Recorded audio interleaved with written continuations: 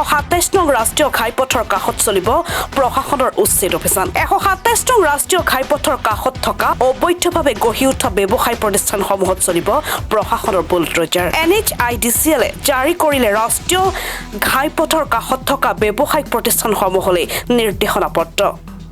ৰাষ্ট্ৰীয় ঘাইপথৰ সীমাৰ ভিতৰত থকা দোকান পোহাৰ অস্থায়ী গাঁথনি আৰু অন্যান্য বেদখল হ'ব অহা 7 দিনৰ ভিতৰত আঁতৰাই নিবলৈ নিৰ্দেশ NHIDCLৰ। NHIDCLৰ নিৰ্দেশনাক অমান্য কৰাসকলৰ বিৰুদ্ধে প্ৰশাসনে ল'ব বিহিত ব্যৱস্থা।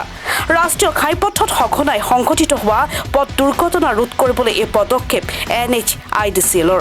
যোৱাকালি তেওঁলোক আহি পেলাই এখন জাননী দি গৈছে প্ৰত্যেকখন দোকানত যে যিখিনি দোকান পকা দোকান যিখিনি দোকান মানে গঢ়ি উঠিছে চৰকাৰী মাটিত সেইখিনি সোনকালে তেওঁলোকে ভাঙিবলৈ অৰ্ডাৰ দিছে। ধৰক যদি তেওঁলোকে যদি নাভাঙে তে আইনমতে দণ্ডনীয় হৈ পেলাই তেওঁলোকে নিজে আহি পেলাই ভাঙি দিব আইন প্ৰশাসনে। সেইটোৱে হয়, আগতে এবাৰ যোৱা বছৰত আহিছিলে, কিন্তু তাৰপিছত একো কৰা নহ'লে। কিন্তু বৰ্তমান সময়ত তেওঁলোকে ফাইনেল দি গৈছে অৰ্ডাৰটো যে যিখিনি দোকান বজাৰ ইয়াত নতুনকৈ গঢ়ি উঠিছে সেইখিনি দোকান অতি সোনকালে ভাঙিবলৈ নিৰ্দেশ দিছে।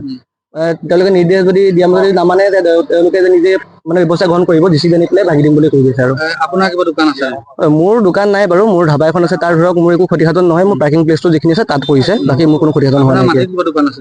মোৰ মাটি দোকান আছিল, বেলেগ দোকান আছিল, এইখিনি ভাঙা যাব আৰু।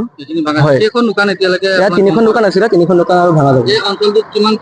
এইখন অঞ্চলটোতো দোকানটো বহুতে আছে, ধৰক অকল আমাৰ এইখিনি এলেকা বুলিয়ে নহয়, আমাৰ যিটো ৰাষ্ট্ৰীয় ঘাইপথ তাৰ কাষত যিমানখিনি দোকান আছে গোটেইখিনি দোকানে তাত নটিচটো দিছে আৰু লাহে লাহে ভাঙি আহি আছে। 127 নম্বৰ ৰাষ্ট্ৰীয় ঘাইপথ হয় হয় হয় এই দোকানসমূহ চৰকাৰী মাটিত থাকে, হয় হয় হয় হয়। এই ক্ষেত্ৰত আপোনালোকে কি ক'ব? চৰকাৰে পদক্ষেপটো ভালেই লৈছে একচুৱেলি, কাৰণ ক'ব গ'লে বৰ্তমান সময়ত যেতিয়া ৰাতি গাড়ী চাড়ীবিলাক আহে ৰখিবলৈ জেগা নাপায়, ডাঙৰ ডাঙৰ ট্ৰাকবিলাক ৰখিবলৈ জেগা নাপায়, ফলত ৰাষ্ট্ৰীয় ঘাইপথ খাবলগীয়া হয়। তাৰ ফলত বহুত দুৰ্ঘটনাৰ সৃষ্টি হয়। আমি দেখা পাই আছো আমাৰ চামগুৰি আমনিত কিমান দুৰ্ঘটনাৰ সৃষ্টি হৈছে। চৰকাৰে যিটো পদক্ষেপ লৈছে ভালেই লৈছে, তাত কোনো ক'বলগীয়া নাই।